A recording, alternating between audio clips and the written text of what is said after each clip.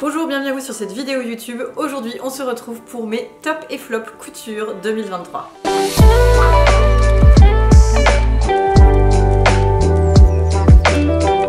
Si on se connaît pas encore, je suis Valentine du compte Instagram Happy as a Bee. Je fais de la couture et des loisirs créatifs et je vous partage tout ça sur mon compte Instagram ou ici sur ma chaîne YouTube. Et donc tous les mois, en général, je fais un bilan couture où je reprends toutes les pièces que j'ai cousues durant le mois. Je vous donne mes astuces pour réussir à réaliser ces mêmes pièces ou au contraire ce qu'il faut ne pas faire pour ne pas faire les mêmes erreurs que moi. Et donc c'est quelque chose que j'aime bien faire, mais souvent j'ai pas un recul énorme sur les pièces. C'est chouette parce que je me rappelle bien de comment je les ai cousues, qu'est-ce que j'ai modifié, donc c'est cool de pouvoir vous les dire au fur et à mesure. Mais par contre, voilà, je sais que j'ai porté en général la pièce une ou deux fois, mais j'ai pas eu le temps vraiment de l'expérimenter dans la vie de tous les jours. Et donc là, j'aime bien une fois par an me poser à la fin de l'année pour faire le bilan sur ce que j'ai cousu. Et en gros, je choisis une pièce par mois que je vous présente en détail et je vous explique pourquoi c'est un top ou pourquoi c'est un flop. Alors c'est parti, on commence tout de suite par le mois de janvier et par une pièce que j'adore, qui m'a pris énormément d'énergie, je dirais pas énormément de temps parce que j'ai dû la coudre en 3 jours parce que j'étais un peu last minute. C'est un projet qui s'est rajouté en dernière minute avec Betty Jane et j'avais vraiment envie de la finir et de la réussir, mais elle a été un peu cousue dans la précipitation. C'est ma robe Mercredi Adams.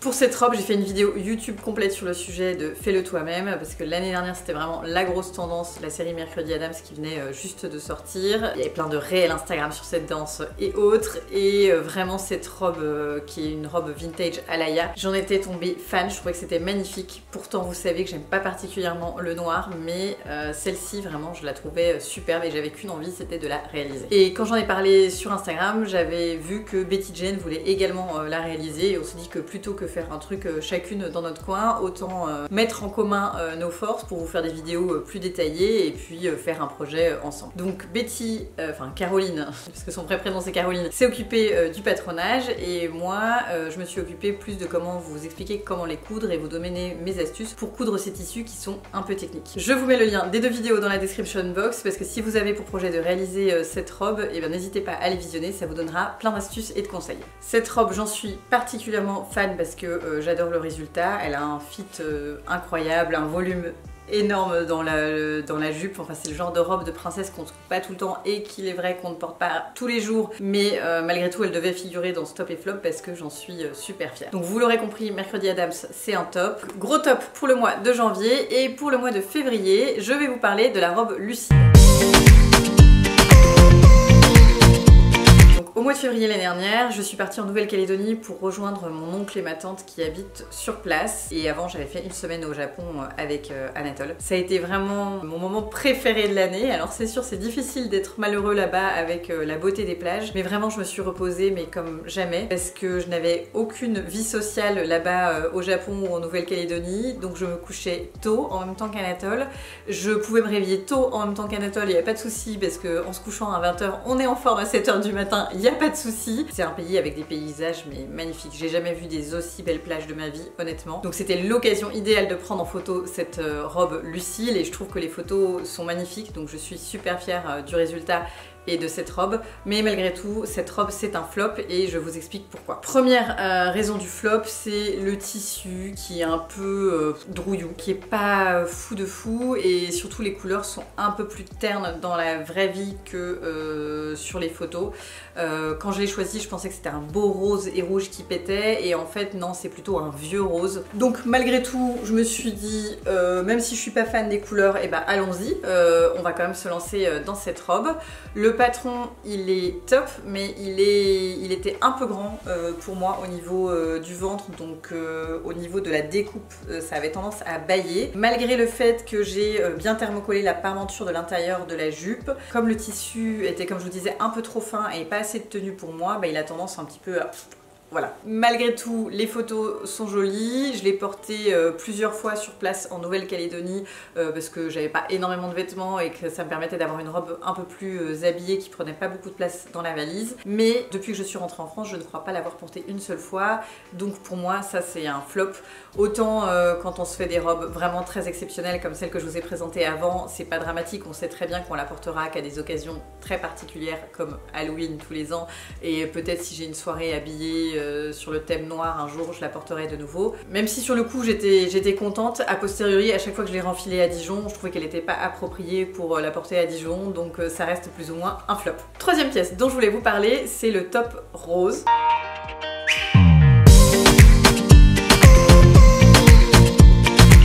Rose, c'est un patron de chez Atelier Berny et celui-ci c'est particulièrement un top. C'était la deuxième fois que je le réalisais et pourquoi c'est un top? C'est tout simplement parce que je suis super fière du résultat. Je suis partie d'une tête d'oreiller que j'ai chinée chez Emmaüs et que j'ai dû payer 3 € et je trouve que le résultat final est juste incroyable. C'est typiquement le genre de haut que j'aurais pu acheter chez Cézanne ou autre, alors que je n'ai payé que 3 € et un tout petit peu de temps de couture et je trouve que le résultat est top. C'est quelque chose que j'aime vraiment faire de l'upcycling parce que je trouve que quand on fait de la couture ça revient vite cher quand on achète des tissus par exemple comme les tissus de chez Stragier. Je ne critique pas du tout le prix, c'est tout à fait justifié par rapport à la qualité du tissu, mais malgré tout si on veut que ça soit rentable et intéressant d'un point de vue financier, il faut de temps en temps trouver des astuces pour trouver des tissus pas chers. Le Top Rose c'est un patron qui se prête super bien à l'upcycling parce que déjà j'aime bien son côté vintage, mais surtout parce qu'il prend pas beaucoup de tissus. Donc un Top Rose en taille 38, j'ai réussi à le caser dans une tête d'oreiller 60 sur 60. J'ai dû pas mal me creuser les méninges quand même pour essayer d'en caser un maximum et ça tenait tout juste, mais malgré tout c'est faisable. Donc sur le mois de mars on est sur un gros top et on va passer maintenant au mois d'avril. Au mois d'avril, je voulais prendre le temps de revenir sur Sienne, qui est un patron de chez Fanny de 13 Coquelicots. Donc je vous le disais juste avant, au mois de février, je suis partie au Japon et en Nouvelle-Calédonie. Et au Japon, ce que j'ai particulièrement aimé, c'est de faire du shopping tissu. Sachez-le, si un jour vous allez, si vous avez la chance un jour d'aller au Japon, ils ont plein de tissus pas chers et de qualité de dingue. Je ne le savais pas la première fois que je suis allée au Japon et je suis passée à côté de tout ça. Enfin, j'ai pu ramener un petit peu de tissu, mais clairement, je n'avais pas prévu de place dans ma valise pour en ramener plus de 6 ou 8 mètres. La dernière fois quand j'y suis allée avec Anatole, je le savais, donc j'avais anticipé, j'étais partie avec un sac plié dans ma valise et je suis revenue avec le sac complet parce que le Japon c'est vraiment le pays idéal pour acheter du matériel de couture et de loisirs créatifs au sens large. Donc sachez-le. Et cette fois-ci donc je suis revenue avec 30 mètres de tissu dans ma valise.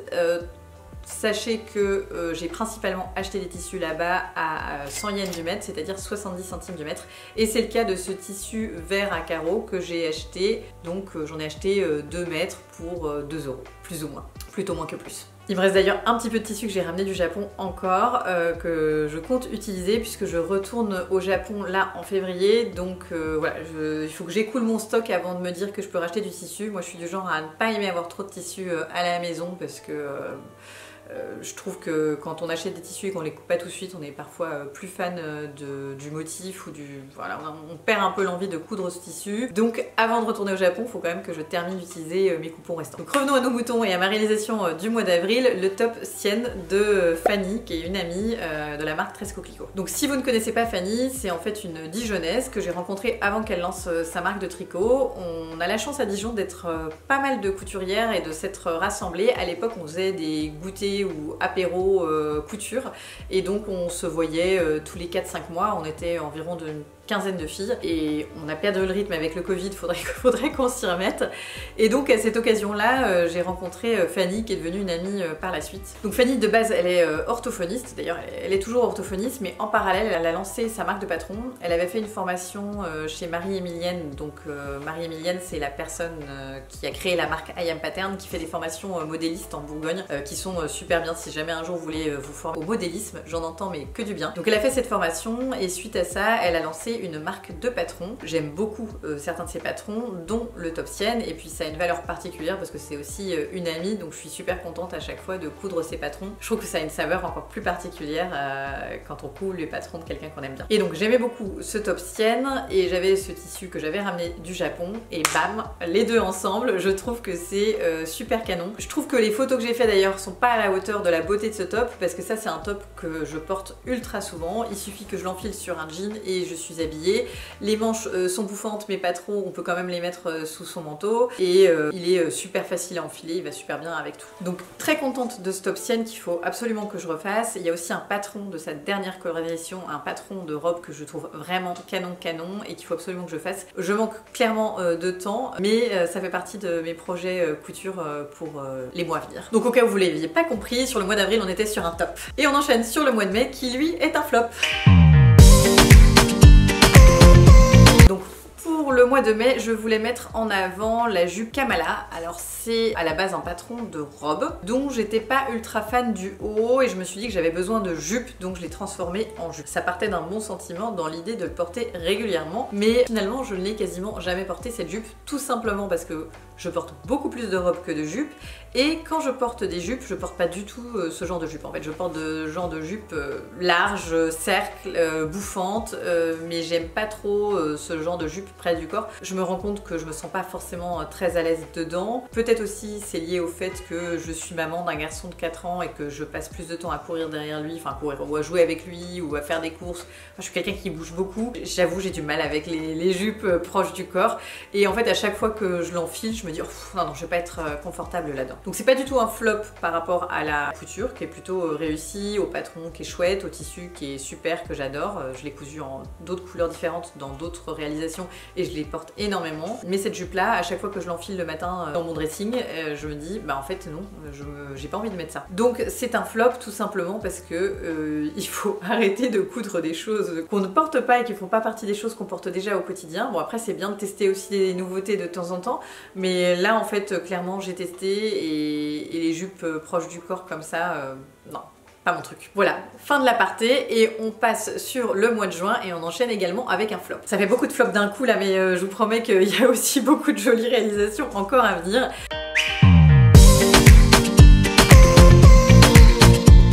Donc au mois de juin, j'ai réalisé un top qui s'appelle le top Kila de Fibremood dans un tissu que j'avais ramené d'Italie. Donc c'est un tissu que j'avais acheté en Italie il y a très longtemps, à l'époque où on n'était encore pas séparés avec le papa d'Anatole et on était en voyage en Italie, dans la région des lacs. Oui c'est ça, j'ai acheté ce tissu là, on était sur le chemin du retour et c'était à Milan dans une jolie petite mercerie et malheureusement ils en avaient plus que 60 cm. Mais j'étais tombée tellement fan de l'imprimé que je me suis dit bon allez 60 cm, j'en ferai quelque chose, au pire ça sera la doublure d'un sac, je n'en sais rien, je l'ai prise. Et c'est un tissu que j'aimais beaucoup, j'ai eu du mal à le couper, c'est aussi pour ça que j'aime pas trop avoir de stock parce qu'après je trouve qu'on s'attache trop à ces tissus et qu'on a peur de les louper. Et ça n'a pas manqué, je l'ai loupé. Des patrons qui permettent de coudre un top dans 60 cm, il n'y en a pas énormément et donc j'ai flashé sur Kila de la dernière, enfin de l'édition de Fibremood qui sortait à ce moment-là. J'étais vraiment fan de la coupe de Kila, je trouve qu'il y a des réalisations magnifiques, je trouve que le gros élastique sous le bras c'est un détail qu'on voit pas souvent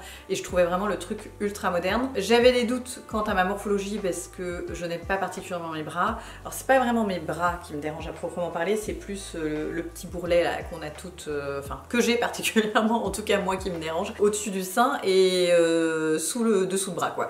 Et ça j'aime pas trop, mais je me suis dit pourquoi pas avec Kila parce qu'il va un peu large, donc ça devrait camoufler cette partie de là de moi que je n'aime pas particulièrement. Bon alors déjà les explications de Fibremood, moi je suis habituellement très fan, j'adore leur façon d'expliquer les patrons parce que je trouve ça clair, simple, efficace. Ils ont toujours des façons de monter les patrons ultra efficaces. Mais pour Kila, j'ai trouvé ça un petit peu tordu. J'ai mis du temps à comprendre comment était montée la bande élastiquée sous le dessous de bras. Donc déjà, ça m'a un petit peu énervée. En plus, comme j'ai fait des erreurs, le bord s'est un peu effiloché. J'ai dû un peu raboter.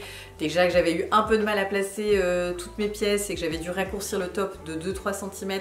Voilà, c'était vraiment le projet galère et c'est aussi pour ça que même si le résultat est pas si mal, c'est un petit peu un flop pour moi. Donc tant bien que mal, j'y suis arrivée, j'ai réussi à monter ce top qui en photo semble bien, qui est assez joli, mais qui déjà est un peu court. Alors que j'ai pas trop ce problème chez Fibremood parce que la stature de base c'est 1m70, moi comme je fais 1m64, souvent quand je raccourcis de 2, 3, 4 cm c'est pas un problème, mais là Kila était déjà peut-être un peu court de base, donc plus les 2-3 cm que j'ai dû enlever pour faire tenir mon patron sur le tissu. Je me sens pas super à l'aise, je le trouve trop court. Et puis en fait, c'est comme les jupes près du corps, il faut que j'arrête de vouloir me coudre des choses sans manches parce qu'en fait je me sens pas à l'aise dedans et je ne les porte pas. Et on enchaîne avec le mois de juillet avec un top.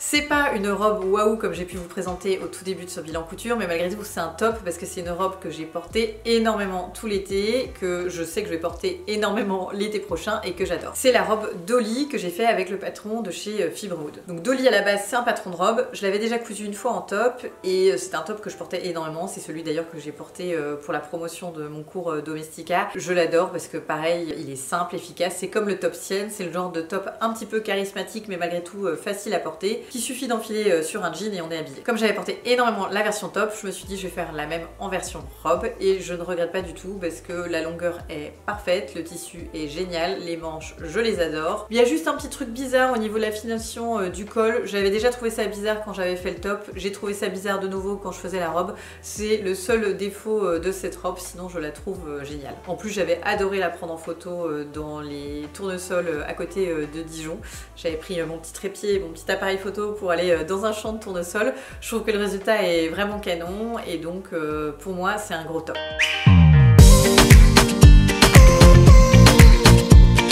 On passe au mois d'août avec une robe beaucoup plus compliquée que celle présentée juste avant, qui est, je pense, ma masterpiece 2023. Enfin, n'hésitez pas à me dire en commentaire quelle est votre pièce préférée jusqu'à présent, mais en tout cas, moi, celle dont je suis la plus fière, c'est celle-ci, c'est ma robe Farm Rio. J'en suis super fière parce que ça m'a pris énormément de temps et de travail, mais surtout, c'est la première fois que je patronnais une robe toute seule avec la technique du moulage. J'ai fait 2 vidéos complètes sur le sujet, donc n'hésitez pas à aller les visionner si vous vous posez des questions sur comment j'ai réalisé, mais pour moi c'était une première. Ça me faisait un peu peur, j'avais déjà fait un peu de moulage avec mon amie Amalia, mais j'avais jamais fait toute seule et surtout c'était pas aussi compliqué. Là il y avait quand même des formes ultra complexes imbriquées, même au niveau de la couture il y avait énormément de passepoils à poser, donc c'était quand même assez technique et franchement je suis super fière du résultat. Je l'avais faite pour le mariage de mon cousin et je me suis sentie à l'aise toute la soirée à la porter, je me suis sentie belle, je l'ai trouvée magnifique, donc je suis vraiment très contente de cette robe. Pour le bas de la robe j'avais utilisé le patron de Lucille dont je vous ai parlé, qui est un petit peu un flop,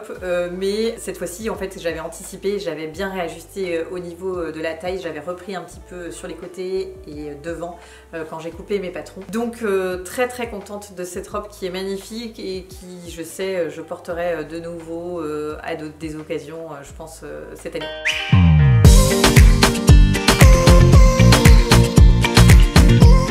On passe au top du mois de septembre que vous admirez depuis le début de cette vidéo, c'est mon top Dijon qui est un patron que j'ai imaginé en collab avec la droguerie. J'adore ce patron, c'est un patron qu'on a sorti au mois de juillet avec la droguerie. J'ai failli vous mettre d'ailleurs les robes que j'avais réalisées dans les tops parce que c'est des robes que j'ai aussi beaucoup portées, mais j'ai préféré mettre en avant ce top avec la version manche longue que j'adore porter aussi bien en été que en hiver. Je l'ai cousu à la fin d'été, c'était à l'occasion de la sortie extension manche longue, parce qu'on a sorti dans un premier temps la version robe manche courte et on a ensuite sorti l'extension manche longue au mois de septembre. Et donc je l'avais cousu pour me rendre au Knitit, qui est un festival de couture absolument génial sur Lyon. N'hésitez pas à vous renseigner pour les dates de l'année prochaine parce que j'ai trouvé ça super agréable comme festival. Et donc j'étais sur le stand de la droguerie pour présenter notre extension manche longue. Donc c'est des manches que j'aime énormément avec un petit peu de bouffant hein, parce que c'est ce que j'aime bien. Ce que j'aime dans ce patron, c'est qu'il a des choses assez originales comme par exemple l'ensemble des plis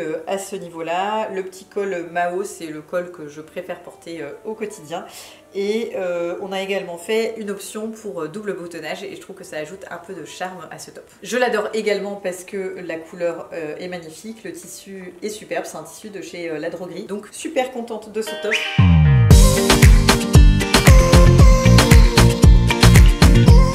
Et on passe donc au mois d'octobre qui est également un top mais cette fois-ci un pantalon. C'est le pantalon Pomona que j'ai réalisé dans un tissu acheté en Italie qui est un déstock de la marque Dior. Donc cet été je suis retournée en Italie avec mon nouvel amoureux qui a de la famille qui habite à Padoue et on s'est arrêté sur place dans une mercerie et c'est une mercerie qui vend des fins de stock de grands couturiers. J'ai adoré me promener là-bas, les tarifs n'étaient pas donnés mais c'était super de voir des choses qu'on ne voit pas forcément en France. Il y avait beaucoup de soie, pas mal de viscose polyester, il n'y avait pas tant de coton que ça et moi j'avais envie d'acheter du coton. Il faut savoir que moi j'ai travaillé chez Dior pendant 3 ans, ça a été mon premier boulot, j'étais chez LVMH et je travaillais particulièrement pour la marque Dior.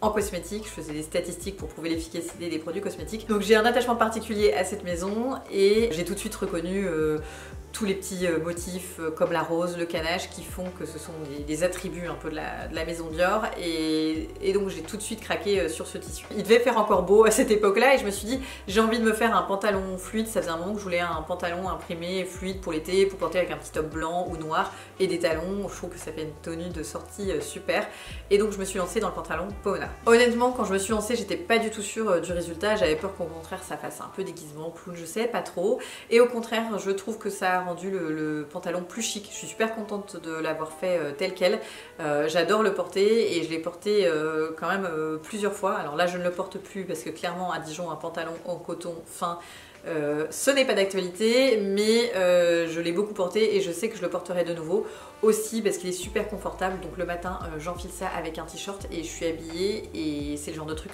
ultra facile à porter. C'est donc un gros top pour le mois d'octobre et pour le mois de novembre on reste sur un pantalon mais cette fois-ci beaucoup plus technique et c'est également un top, c'est le pantalon Suzanne de chez Jolie Lab.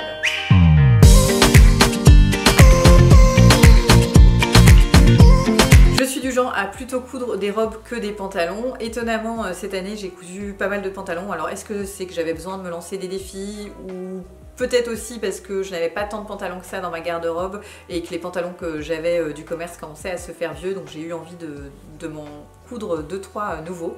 Mais en tout cas, celui-ci c'est aussi un gros top, il est incroyable, le fit est juste incroyable, beaucoup plus proche du corps que le Pomona, donc beaucoup plus ajusté et donc un peu plus technique parce qu'il y a également une braguette sur l'avant. Si vous en avez déjà cousu un et que vous voulez vous lancer dans votre première braguette, c'est typiquement le genre de patron vers lequel vous pouvez vous tourner parce que chez Jolie Lab, ils ont des accompagnements vidéo que j'ai trouvé honnêtement super bien faits. D'habitude, je regarde pas trop les accompagnements vidéo ou les livrets explicatifs, mais pour les braguettes, j'en ai peut-être cousu 5 ou 6 dans ma vie, donc à chaque fois que je me repose devant une braguette, je me triture l'esprit de savoir comment faire. Ça n'a rien de compliqué quand on prend son temps, mais il y a plein de façons de monter une braguette différentes. Le fait qu'il y ait toute la mercerie dans le kit, ça rend vraiment le résultat canon. Le tissu est ultra adapté pour le projet. Je trouve que sur un pantalon, c'est un peu difficile parfois de choisir le bon tissu. Donc vraiment, je vous conseille ce kit. Il était en rupture de stock à l'époque, je sais pas s'il est de nouveau. Je vous mettrai quand même le lien dans la description box. Et enfin, on passe au mois de décembre.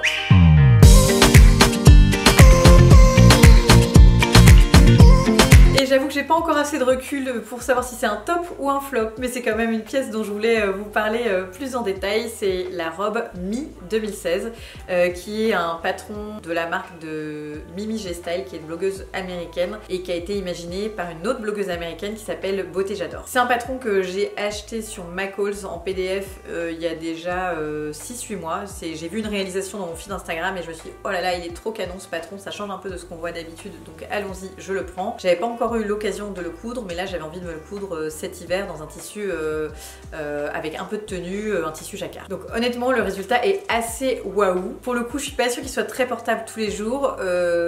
Pour être tout à fait franche avec vous, je m'attendais pas à ce qu'il soit aussi extravagant comme résultat. Je m'attendais à ce qu'il soit un peu plus facile à porter, mais le tissu que j'ai choisi est un tissu qui a beaucoup de tenue, c'est un tissu de chez Callison qui est vraiment magnifique, qui change ce qu'on peut voir d'ordinaire.